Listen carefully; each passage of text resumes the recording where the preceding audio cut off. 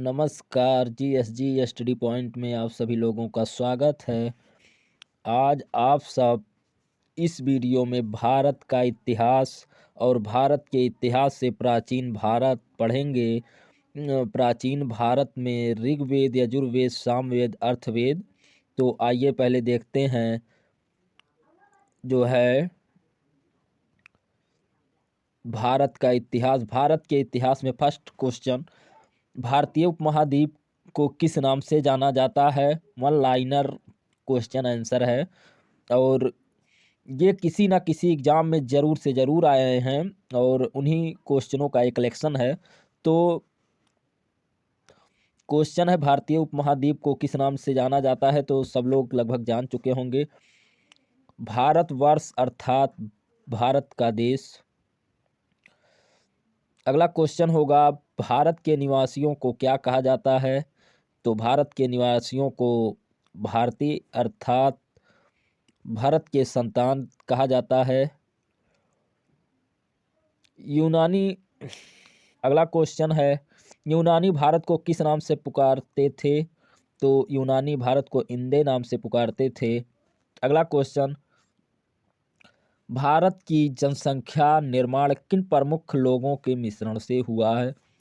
तो ये कई बार पूछता है कि भारत की जनसंख्या किन किन जातियों से बना है। जाति मतलब जो है जो प्रोटो या पेलियो मेडिटेरियन ये सब का के साइड।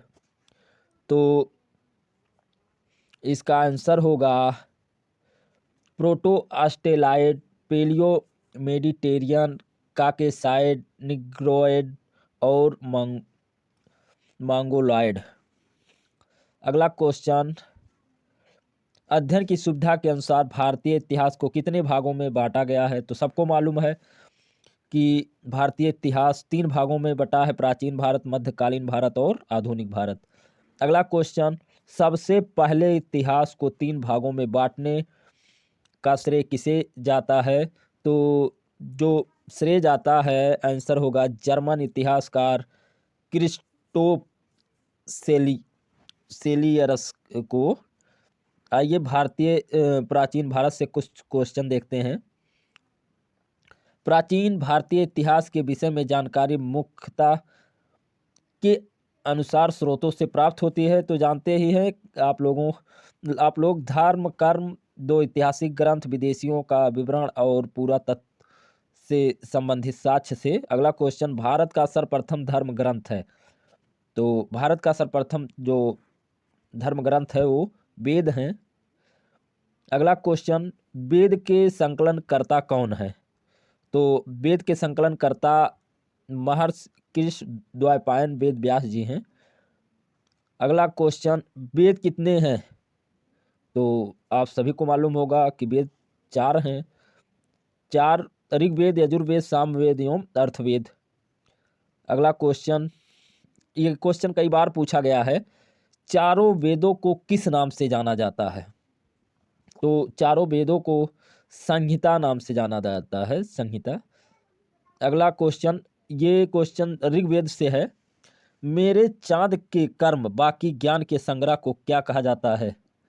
तो ये लाइन जरूर याद रखें, मेरे चांद के कर्म बाकी ज्ञान के संग्रह को ऋग्वेद कहा जाता है।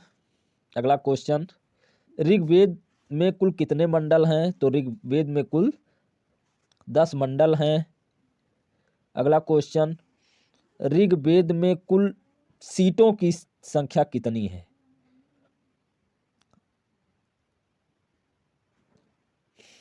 अगला तो इसका आंसर होगा 1028, बाल लेकिन पाठ के 11 सूक्त सहित। अगला क्वेश्चन है, ऋग्वेद में कुल कितने ऋचाएं हैं? तो ऋचाएं आप जानते ही हैं कि ऋग्वेद में 10,462 ऋचाएं हैं। अगला क्वेश्चन, ऋग्वेद के ऋचाओं को पढ़ने वाले ऋषि को क्या कहा जाता है? तो इनको जो है आंसर होगा हुरुत कहा जाता है। अगला क्वेश्चन, ऋग्वेद से जानकारी मिलती है। तो ऋग्वेद में जो लोग रहते हैं उन्हीं की जानकारी मिलती होगी। तो आर्य की राजनीतिक प्रणाली, इतिहास एवं ईश्वर की महिमा के बारे में जानकारी प्राप्त होती है। अगला क्वेश्चन, ऋग्वेद के रचनाकार कौन है? तो ऋग्वेद के रचनाकार आपके विश्वामित्र जी हैं। अगला क्वेश्चन होगा, ऋग्वेद के तीसरे मंडल में सूर्य देवता सावित्री को समर्पित मंत्र है। कई बार पूछा गया है कि इसका आंसर पहले देख लेते हैं। गायत्री मंत्र, और गायत्री मंत्र से ही क्वेश्चन किया जाता है कि गायत्री मंत्र किसके लिए लिखा गया है। तो वो जो है आप इस क्वेश्चन से प्राप्त कर सकते हैं कि सावित्री को समर्पित है गायत्री मंत्र। अगला क्वेश्चन होगा, ऋग्वेद के किस मंडल में देवता सोम का उल्लेख है? तो ये जो है 9वें मंडल में है। अगला क्वेश्चन, ऋग्वेद क्या 8वें मंडल के हस्तलिखित ऋचाओं को क्या कहा जाता है? तो जो हस्तलिखित मंडल है उसको खिल कहा जाता है। अगला क्वेश्चन, ऋग्वेद में प्रयुक्त आदरणीय शब्द का संबंध है? तो ऋग्वेद में जो आदरणीय शब्द का है वो गाय से संबंध है। अगला क्वेश्चन, वामनावतार के 3 पदों के आख्यान का प्राचीनतम स्रोत? तो वह है ऋग्वेद। अगला क्वेश्चन होगा यजुर्वेद से है। शास्त्र पाठ करने के लिए मंत्रों तथा बलि के समय अनुपालन के लिए नियमों का संकलन कहलाता है। तो वह यजुर्वेद कहलाता है। कई बार क्वेश्चन पुटअप किया गया है। अगला क्वेश्चन, यजुर्वेद के पाठकर्ता को क्या कहते हैं? तो इनको जो यजुर्वेद के पाठकर्ता है उनको जो है अधैर्य कहते हैं। अगला क्वेश्चन, यज्ञ के नियमों एवं विधि विधान का संकलन मिलता है? तो यजुर्वेद में। अगला क्वेश्चन, बलिदान विधि का वर्णन है यजुर्वेद में। अगला क्वेश्चन, कौन सा वेद है जो गद्य और पद्य दोनों में है? तो वह कौन सा वेद है? यजुर्वेद। अब अगला क्वेश्चन सामवेद से है। साम का शाब्दिक अर्थ है। कई बार पूछा गया है कि साम का शाब्दिक अर्थ है, तो वह जो है गान से है, गान। अगला क्वेश्चन, यज्ञों के अवसर पर गाए जाने वाले ऋचाओं का संकलन है सामवेद में। अगला क्वेश्चन, सामवेद के पाठक को क्या कहते हैं? तो इन्हें उद्दात्री कहते हैं, उद्दात्री। अगला क्वेश्चन, सामवेद का संकलन आधारित है तो ऋग्वेद पर। अगला क्वेश्चन, भारतीय संगीत का जनक कहा जाता है सामवेद को। अगला क्वेश्चन अर्थवेद से है, अर्थवेद से। अर्थवेद का रचनाकार हैं अथर्वा ऋषि। अर्थवेद में कुल कितने मंत्र हैं? तो इसमें जो है 731 मंत्र हैं। अगला क्वेश्चन, अर्थवेद में कितने पद हैं? तो अर्थवेद में लगभग 6000 पद हैं। अगला क्वेश्चन, कौन सा वेद कन्याओं के जन्म का निंदा करता है? तो अर्थवेद। अगला क्वेश्चन, कौन सा सूक्त अर्थवेद का प्रतिनिधि सूक्त माना जाता है? तो वह है पृथ्वी सूक्त। अगला क्वेश्चन, किस वेद में सभा और समिति को प्रजापति की 2 पुत्रियां कहा गया है? कई बार क्वेश्चन किया गया है, तो अर्थवेद में। अगला क्वेश्चन, सबसे प्राचीन वेद है ऋग्वेद। सबसे बाद का वेद है तो आप जानते होंगे अर्थवेद।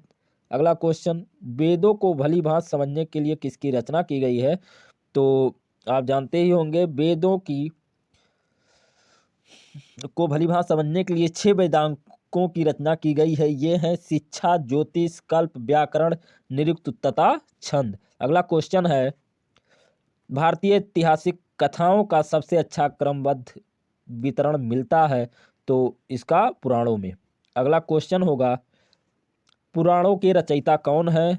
तो आंसर होगा लोमहर्ष अथवा उनके पुत्र अग्रसर्वा। पुराणों की संख्या कितनी है? कई बार पूछा गया है, तो 18। अगला क्वेश्चन, सबसे प्राचीन और प्रामाणिक पुराण है? तो पुराण है वहाँ, लेकिन होगा पुराण, तो मत्स्य पुराण। अगला क्वेश्चन, अधिकतर पुराण लिखा गया है? तो सरल संस्कृत श्लोक में। अगला क्वेश्चन, पुराणों के पाठ किया करते थे पुजारी जो है मंदिरों में। अगला क्वेश्चन, स्त्री को पुरुष के अर्धांगिनी कहा गया है किसमें? शतपथ ब्राह्मण में। अगला क्वेश्चन, चारों आश्रमों का विवरण मिलता है तो जबाल जबालोपनिषद में अगला क्वेश्चन, स्मृत ग्रंथों में सबसे प्राचीन एवं प्रामाणिक माने जाते हैं तो मनुस्मृत। अगला क्वेश्चन, गलतियों के विषय में जानकारी मिलती है नारद स्मृत से।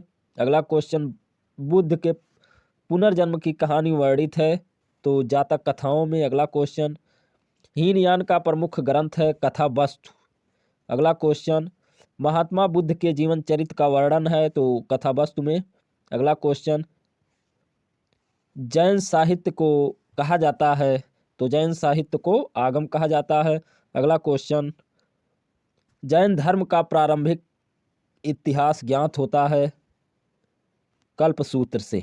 अगला क्वेश्चन होगा आपका, महावीर के जीवन कृतियां तथा अन्य समकालिकों के साथ उनके संबंध का विवरण मिलता है तो किसमें मिलता है? भगवती सूत्र में।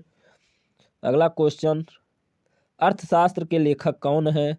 तो अर्थशास्त्र के लेखक समझ गए होंगे, चाणक्य, कौटिल्य या विष्णुगुप्त। ये तीनों चाणक्य के तीन नाम है, चाणक्य, कौटिल्य या विष्णुगुप्त। अगला क्वेश्चन, अर्थशास्त्र विभाजित है, कई बार पूछा गया है क्वेश्चन, 15 अधिकरणों एवं 180 प्रकरणों में। अगला क्वेश्चन, मौर्य कालीन इतिहास की जानकारी मिलती है अर्थशास्त्र में। अगला क्वेश्चन, संस्कृत साहित्य में ऐतिहासिक घटनाओं को क्रमबद्ध लिखने का सर्वप्रथम प्रयास किसने किया था? कई बार पूछा गया है तो कल्हड़ ने। अगला क्वेश्चन, कल्हड़ द्वारा रचित पुस्तक है तो राज तरंगड़ी 8 तरंग हैं। अगला क्वेश्चन, राज तरंगड़ी का संबंध किससे है? तो राज तरंगड़ी का संबंध जो है कश्मीर का इतिहास से है। अगला क्वेश्चन, अरबों की सिंध विजय का वृत्तांत मिलता है तो किसमें? आंसर होगा चचनामा में। अगला क्वेश्चन, चचनामा के लेखक कौन है? कई बार पूछा गया है तो चचनामा के लेखक अली अहमद हैं। अगला क्वेश्चन, संस्कृत भाषा व्याकरण का प्रथम पुस्तक है काफ़ी चर्चित अष्टाध्यायी। अगला क्वेश्चन, अष्टाध्यायी के लेखक कौन है? तो आप उनको जानते होंगे, पाणिनि। अगला क्वेश्चन, कात्यायन का गार्गी संहिता क्या है? ज्योतिष ग्रंथ। अगला क्वेश्चन, पंतजल किसके पुरोहित थे? तो पुष्यमित्र शुंग के। अगला क्वेश्चन, महाभाष्य के किसके इतिहास का पता चलता है? शुंगों के इतिहास का। अगला क्वेश्चन, महाभाष्य के रचयिता कौन? ये आपका महाभाष्य के रचयिता कौन है, इसका आंसर आप कमेंट करके ज़रूर दीजिएगा। वीडियो को लाइक, शेयर एवं सब्सक्राइब कीजिए। जय हिंद।